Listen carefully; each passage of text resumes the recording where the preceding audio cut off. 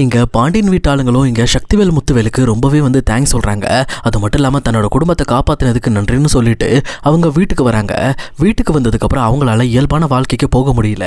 ஏன்னா இங்கே தங்கமயில் பண்ண இம்பேக்ட் இங்கே பாண்டியன் குடும்பத்தை ரொம்பவே படாத பாடு படுத்திருச்சு. அதுலேயும் குறிப்பாக இங்கே செந்தில் இன்னொரு பக்கம் கதிர் இவங்களை கூட அவங்க வேலைக்கு போக விடாமல் தடுத்துருச்சு. அவங்களும் வீட்டில் உட்காந்து ரொம்ப கஷ்டப்பட்டு இருக்காங்க. ஆனால் இதெல்லாம் கவனிச்சிட்டு இருக்க பாண்டியனும் இங்கே பாருங்க, நியாயம் நம்ம பக்கம் இருக்கு, எதுக்காகவும் நீங்கள் கவலைப்படாதீங்க, முதல்ல மனசில் இருக்க கவலையை மறந்துட்டு ஒழுங்காக சாப்பிட்ற வழியை பாருங்கன்னு சொல்லி வீட்டில் இருக்க மொத்த பேருக்கும் சாப்பாடு போட்டு சாப்பிட வைக்கிறாங்க. ஆனால் அப்பவும் கோமதியால் சாப்பிட முடியல. அப்போ தான் பாண்டியன் கோமதியை சமாதானப்படுத்தி சாப்பிட வச்சுட்டு இருக்காரு. இன்னொரு பக்கம் சரவணனும் சாப்பிடாம இருக்கிறத பார்த்துட்டு பக்கத்தில் போய் பாண்டியனும் கவலைப்படாதரா சரவணா, எல்லாமே சரியாக போயிடும், அது மட்டும் இல்லாமல் நீ என்னை மன்னிச்சிடுற அப்படின்ற மாதிரி சரவணன் கிட்ட பாண்டியன் மன்னிப்பு கேட்குறாரு. அப்போ இதை கவனிச்சுட்டு சரவணனும் இங்கே பாருப்பா, நீ இதை போய் நீ என்கிட்ட மன்னிப்புலாம் கேட்கக்கூடாதுப்பா, நான் தான் அவசரப்பட்டிருக்க கூடாது, நான் கொஞ்சம் அமைதியாக இருந்திருக்கணும் அப்படின்ற மாதிரி அவர் ஒரு பக்கம் தங்கமேல் விஷயத்தை பற்றி யோசிச்சு பேசிகிட்டு இருக்காரு. அது மட்டும் இல்லாமல் நான் என் லைஃப்பில் யோசிச்சு இப்போ ரொம்ப தெளிவாக எடுத்திருக்க ஒரே முடிவுப்பா, அந்த தங்கமயில மறுபடியும் இந்த வீட்டுக்குள்ளே விடக்கூடாதுன்னு தான் நான் யோசிச்சிருக்கேன். என்ன ஆனாலும் பரவாயில்லப்பா, என் லைஃப்பை நான் பார்த்துக்கிறேன், நீங்கள் அதை பற்றி கவலைப்படாதீங்க அப்படின்ற மாதிரி சொல்கிறாங்க. அப்போ இதை பார்த்துட்டு இருக்க கோமதிக்கும் இங்கே பாடுறா சரவணா, மறுபடியும் அந்த மயில் உள்ளே வந்தா அவ்வளோதான், அவளை இந்த வீட்டுக்குள்ளே விடவே கூடாதுரா, அவளுக்கு நம்ம எவ்வளோலாம் பார்த்து பார்த்து பண்ணியிருப்போம், ஆனால் நம்ம குடும்பத்து மேலே பொய்யான கேஸை போட்டு நம்ம மொத்த குடும்பத்தையும் சந்தி சேர்க்க வச்சுட்டால, அவளை நிம்மதியாக இருக்க விடக்கூடாதுரா அப்படின்ற மாதிரி கோவப்படுறாங்க. ஆனால் பாண்டியனும் இங்கே பாரு கோமதி, அவள் என்னமோ பண்ணிட்டு போறா, அது நமக்கு தேவையில்ல, அதே நேரம் இனிமேல் நம்ம பையனோட வாழ்க்கை தான் நமக்கு முக்கியம், அந்த கேஸை எல்லாத்தையும் நான் ஹேண்டில் பண்ணிக்கிறேன், இனிமேல் இந்த பிரச்சனையை பற்றி நீங்கள் யோசிக்காம நீங்கள் எல்லாரும் கொஞ்சம் அமைதியாக இருங்க அப்படின்ற மாதிரி இவர் ஒரு பக்கம் ரொம்ப தெளிவாக வீட்டில் இருக்க எல்லாருக்கிட்டே இருந்து அந்த கேஸ் விஷயத்தில் விலகி இருக்க சொல்கிறாங்க. சொல்லப்போனால் பாண்டியனே அந்த கேஸை பார்த்துக்கிறேன் அப்படின்ற மாதிரி அவர் தெளிவான ஒரு முடிவு எடுக்கிறாரு. ஏன்னா இதை தனியால் ஹேண்டில் பண்ணாதான் சரியாக இருக்குங்கிறத அவரும் புரிஞ்சுக்கிட்டு தான் சொல்லிட்டு இருக்காரு. அதுக்கப்புறம் ஸ்டேஷன்லேருந்து ஒரு இன்ஸ்பெக்டரும் வராரு. வந்தது மட்டும் இல்லாமல் பாண்டியன் கிட்ட நீங்கள் இந்த மாதிரி தங்கமயிலோட நகையெல்லாம் வச்சுருக்கீங்கல்ல, அந்த நகை எல்லாத்தையும் கேட்குறாங்க, அதனால் அதை நீங்கள் டேரெக்டாக ஸ்டேஷனில் வச்சு திருப்பி கொடுக்கறதுக்காக நாளைக்கு ஒரு டேட்டையும் டைமையும் ஃபிக்ஸ் பண்ணியிருக்காங்க.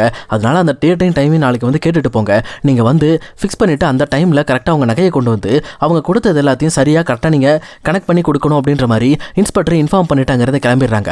அதுக்கப்புறம் பாண்டியனும் கோமதி கிட்ட, கோமதி முதல்ல அவளோட நகை எல்லாத்தையும் எடுத்து அந்த தனியாக ஒரு பெட்டியில் போட்டு வை, நாளைக்கே முதல்ல கொண்டு போய் ஸ்டேஷனில் கொண்டு போய் கொடுத்துட்டு வந்துடுவோம், இதுக்கு மேலே நமக்கும் அந்த நகைக்கு சம்மந்தம் இருக்கக்கூடாது, சொல்லப்போனால் அந்த தங்கமயில் நம்ம வீட்டுக்கு இனிமேல் மருமகளாகவே இருக்கக்கூடாது அப்படின்ற மாதிரி இங்கே இவர் ஒரு பக்கம் கட்டாயமான ஒரு முடிவு எடுக்கிறாரு.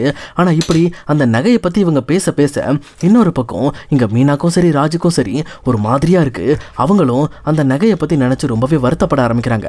ஏன்னா இந்த இஷ்யூஸில் இங்கே தங்கமேல் வச்சுருந்ததில் கிட்டத்தட்ட 73 பவுன் வெறும் கவரிங் தான், வெறும் 7 பவுன் மட்டும் தானே தங்கம். அப்போ இந்த விஷயமும் இங்கே பாண்டியன் வீட்டுக்கு ஒரு பயங்கர பாதிப்பை ஏற்படுத்தும்னு சொல்லிட்டு இவங்க வருத்தப்பட ஆரம்பிக்கிறாங்க. பட் ஆனால் இங்கே ராஜி தான், கவலைப்படாதீங்கக்கா, முதல்ல என்ன நடக்குதுன்னு பார்ப்போம், அதுக்கப்புறம் நம்ம இந்த உண்மைகளை சொல்லிக்கலாம்னு சொல்லி கொஞ்சம் அமைதிப்படுத்துறாங்க. இப்படி இது ஒரு பக்கம் இருக்க, இன்னொரு பக்கம் சரவணன் பித்து பிடிச்ச மாதிரி இருக்கான்னு சொல்லிட்டு இங்க கதிரும் இன்னொரு சைடு செந்திலும் சேர்ந்து சரவணனை கொஞ்சம் வெளியில கூட்டிட்டு போறாங்க. அப்போ சரவணனும் கோயிலுக்கு போகலான்னு சொல்லிட்டு கோயிலுக்கு போயிட்டு தான் லைஃப்ல நடந்த விஷயங்களை நினைச்சு ரொம்பவே வருத்தப்பட்டு அழுதுகிட்டு இருக்காரு. அப்போ செந்திலும் கதிரும் சரி சரவணன் கொஞ்சம் தனியா விட்டுருவான்னு சொல்லிட்டு அவர் அந்த கோயிலில் தனியா விட்டுட்டு இவங்க 2 பேரும் தனியா நடந்துட்டு இருக்காங்க. ஆனா அதே கோயிலுக்கு இங்க பாக்கியமும் மயிலும் வந்திருப்பாங்க. அப்போ மயிலும் தான் மனசுல இருக்க வேதனையை யாருக்கிட்ட முறையிடுறதுன்னு தெரியல, அதனாலதான் கடவுளை பார்க்க வந்திருக்கேன்னு சொல்லி இங்க சாமி கும்பிடுற இடத்துக்கு போறாங்க. அங்க போயிட்டு சாமி கிட்ட தான் லைஃப்ல நடக்கிற விஷயங்களை பத்தி நினைச்சு ரொம்பவே வருத்தப்பட்டு அழ ஆரம்பிக்கிறாங்க.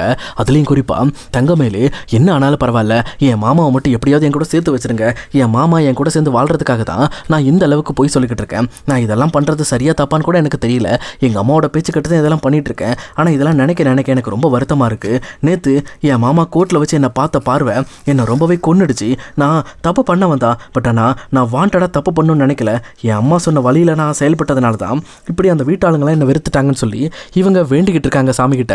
அப்படி அவங்க பேசிக்கிட்டு இருக்கும்போது அந்த இடத்துல சரவணன் உட்காந்துருக்கிறதையும் கவனிச்சிடுறாங்க. அப்போ அதை பார்த்த மயிலுக்கு வேற என்ன பேசுறதுன்னு தெரியல. அப்போ அவங்க வேக வேகமாக ஓடி போய் சரவணன் கிட்ட, மாமா மாமா கோயிலுக்கு வந்திருக்கீங்களா அப்படின்ற மாதிரி பேச ஆரம்பிக்கிறாங்க. ஆனால் தங்கமேல பார்த்த சரவணனுக்கு அப்படி கண்ணெல்லாம் செவக்க ஆரம்பிக்குது. அதுவும் அவளை கொல்லாமல் விடக்கூடாதுன்ற மாதிரி ஒரு வெறியா ஒரு மனசுக்குள்ளே தோண ஆரம்பிக்குது. பட் ஆனால் அந்த வெறியை தன் மனசுக்குள்ளே கண்ட்ரோல் பண்ணிக்கிட்டு அவரும் ஒழுங்காக இங்கேருந்து போயிரு, என் முன்னாடி மட்டும் நிற்காத. உன்னை பார்க்க எனக்கு அவ்வளோ வெறுப்பாக இருக்குது. என் லைஃப்பில் நீ கிடைச்சது ரொம்ப நாளைக்கு முன்னாடி நான் நினச்சிட்டு இருந்த விஷயம் என்ன தெரியுமா? வரணும்னு நினச்சேன், ஆனால் இப்போ அப்படி கிடையாது. நீ என் லைஃப்குள்ளே வந்ததே எனக்கு சாபண்டி. உன்னை இனிமேல் நான் பார்க்கவே கூடாதுன்னு நினச்சிட்டு இருக்கேன் அப்படின்ற மாதிரி இங்கே சரவணன் பேசிகிட்டு இருக்காரு.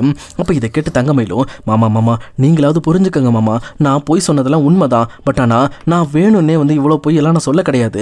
என் அம்மா சொல்லி கொடுத்தது தான் நான் பண்ணேன். பட் ஆனால் அது இவ்வளோ தப்பாகும்னு எனக்கு தெரியாது மாமா. அதே மாதிரி நம்ம குழந்தை விஷயத்தில் நான் விளையாடல மாமா, தயவு செஞ்சு நான் சொல்கிறத கேளுங்க அப்படின்ற மாதிரி மயில் கேட்குறாங்க.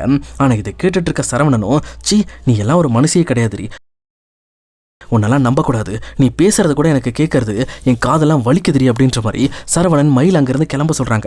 ஆனால் அவங்களும், மாமா ஏன் மாமா இப்படி பேசுகிறீங்க? ஏன் என்னை விட்டு பிரிஞ்சு போகிறதுக்காகவே நீங்கள் தயாராக இருக்கீங்க? நீங்கள் இப்போவே சேர்ந்துக்கிறேன்னு சொல்லுங்கள் மாமா. நான் அந்த வீட்டுக்கு அடிமையாக வேலை செய்கிறேன், எல்லாருக்கும் துவைச்சு போடுறேன், எல்லா வேலையும் நான் செய்கிறேன் மாமா. ஆனால் நீங்கள் தயவு செஞ்சு என் கூட வாழுங்க மாமா அப்படின்ற மாதிரி மயில் கெஞ்சுறாங்க. ஆனால் இதை பார்த்துட்டு இருக்க சரவணனுக்கு மயிலை எட்டி கூட பார்க்க தோணலை. அவங்களும் டக்குனு மயிலோட சங்கில் கையை வச்சு, என்னடி நாடகம் நடிக்கிறியா? இது வரைக்கும் நீ நடிச்சதெல்லாம் போதுண்டி. என் மொத்த குடும்பத்தையும் ஜெயிலுக்குள்ள தள்ளி என் அம்மாவுக்கு உடம்பு சரியில்லாமல் போய் கிட்டத்தட்ட முந்தா நாள் அவங்க ஹாஸ்பிட்டலில் சேர்த்து எவ்வளோ கஷ்டப்பட்டாங்க தெரியுமா? ப்ரெஷர் லோவாகி சுகர் லோவாகி அவங்க உடம்பே பாதிப்புக்குள்ளாயிடுச்சு. அவங்களுக்கு மட்டும் ஏதாவது ஆயிருக்கணும், உன்னையும் உன் குடும்பத்தையும் வேரோடு அழிச்சிருப்பேன்டி. உங்கள் மொத்த குடும்பத்தையும் கொளுத்திருப்பேன். ஏன்னா அந்த அளவுக்கு என்ன வெறுடி. ஏன்னா நீங்கள் பண்ண தப்புக்கு நாங்கள் எதுக்கடி ஜெயிலுக்கு போய் நாங்கள் கஷ்டப்படணும்? இந்த பிரச்சனையை எங்கள் அப்பா கூட கொஞ்ச நாள் நிதானமாக விட்டு பேசிக்கலாம் தாண்டி சொன்னாங்க. ஆனால் எனக்கு தான் உன்னோட உண்மையான முகரம் தெரிஞ்சதுக்கப்புறம் நான் எப்படி உன் கூட வாழ முடியுங்கிறதுக்காக தான் டிவோர்ஸ் நோட்டீஸ் அனுப்புகிறேன். அப்போ கூட எங்கள் அப்பா என்ன தெரியுமா சொன்னார்? டேய் சரவணா, நீ அவசரப்படுறடா, டிவோர்ஸ் நோட்டீஸ் அனுப்பதோடு இருக்கட்டு, நீ இதை பற்றி வேறு எந்த ஆக்ஷனும் எடுக்காத, முதல்ல பொறுமையாக நம்ம பேசிக்கலான்ற மாதிரி தான் சொன்னாங்க. ஆனால் அந்த நோட்டீஸ் வந்த அடுத்த நிமிஷமே நீங்கள் உங்களோட உண்மையான முகத்தை காட்டிட்டீங்கல்ல. சொல்லப்போனால் உங்களோட உண்மையான முகத்தை எங்கள் அப்பாவுக்கு காட்டி நீங்கள் யாருங்கிறத நிரூபிச்சிட்டீங்க. சொல்லப்போனால் நான் தான் உன்னை டிவோர்ஸ் பண்ணணும்னு நினச்சிட்டு இருந்தேனே தவிர என் வீட்டாளுங்க உன்னை விட்டு நான் விலகி போகணும்னு நினைக்கவே இல்லை. ஆனால் நீங்கள் கொடுத்த ரியாக்ஷனில் என் மொத்த வீட்டாளுங்களும் முடிவு பண்ணிட்டாங்க. அதுலேயும் குறிப்பாக என் அம்மா உன் மேலே அவ்வளோ கொலை காண்டில் இருக்காங்க. ஏன்னா என் தங்கச்சி கூட நீ ஜெயிலில் இருக்கிறத பார்த்து ரொம்ப சந்தோஷப்பட்டல. ஏண்டி அவள் என்னடி பண்ணா? அரசியை கூட ஜெயிலில் பிடிச்சி போடுற அளவுக்கு அப்படி என்னடி உங்களுக்கு வன்மம் அப்படின்ற மாதிரி இங்கே சரவணன் தங்கமயில போட்டு லெஃப்ட் ரைட்டுன்னு வாங்குறாங்க. அப்போ அதே நேரம் தங்கமயிலும், மாமா இதெல்லாம் எனக்கு தெரியாது மாமா, இது எல்லாமே எங்கள் அம்மா தான் பண்ணியிருக்காங்க, அவங்க என் நல்லதுக்கு பண்ணுறான்னு சொன்னாங்க.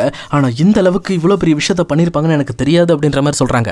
ஆனால் உடனே இங்கே தங்கமயில் அழுதுட்டு இருக்கிறத பார்த்துட்டு சரவணனும், அழாதடி, நீ அழுது தாண்டி ஏமாத்திட்டு இருக்க, நீ பயங்கரமாக நடிக்கிறடி, நீ பயங்கரமான நாடகக்காரி, எந்த அளவுக்கு பெரிய விஷயத்த பண்ணிட்டு ஒன்றுமே தெரியாத மாதிரி மாமா நல்லா இருக்கீங்களான்னு என்கிட்ட கேட்குறல, ஒழுங்காக இந்த இடத்த விட்டு போயிடு, இல்லைனா உனக்கு கொல்லாமல் விட மாட்டேன். எனக்கு உன் மேலே கொலை காண்டு இருக்க தான் செய்யுது, ஆனால் என் அப்பா அம்மாவோட வார்த்தைக்கு கீழ்ப்படிஞ்சு தானே இப்போ அமைதியாக நின்றுட்டு இருக்கேன் அப்படின்ற மாதிரி பேசுகிறாங்க.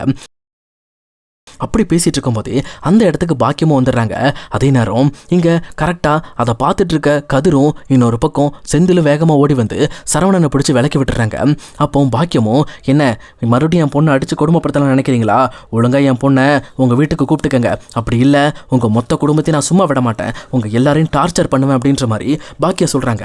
ஆனால் அதுக்கு சரவணன், இங்கே பாரு, நான் செத்தாலும் சரி உன் பொண்ணோட வாழ மாட்டேன், நீ என்ன வேணாலும் பண்ணு, நான் ஜெயிலுக்குள்ளே போய் 10 வருஷம் என்ன 15 வருஷம் இருந்தாலும் சரி உன் பொண்ணை இனிமேல் நான் 7 எடுத்து கூட பார்க்க மாட்டேன், எனக்கு அவளை சுத்தமாக பிடிக்காமல் போயிடுச்சு, நான் அவளை ரொம்பவே வெறுத்துட்டேன் அப்படின்ற மாதிரி இங்கே இவர் தான் மனசில் மயிலை வெறுத்த விஷயத்தை பற்றி சொல்லி வருத்தப்பட்டுக்கிட்டே அங்கேருந்து கிளம்புறாரு. ஆனால் கிளம்புறதுக்கு முன்னாடி மயிலை பார்த்து, நீ இனிமேல் என்னோட மனைவியே கிடையாதுரி அப்படின்ற மாதிரி ஒரு வார்த்தையை சொல்லிட்டு போகிறாங்க. அது மயிலை ரொம்பவே மனசளவில் ஹர்ட் பண்ணிடுது.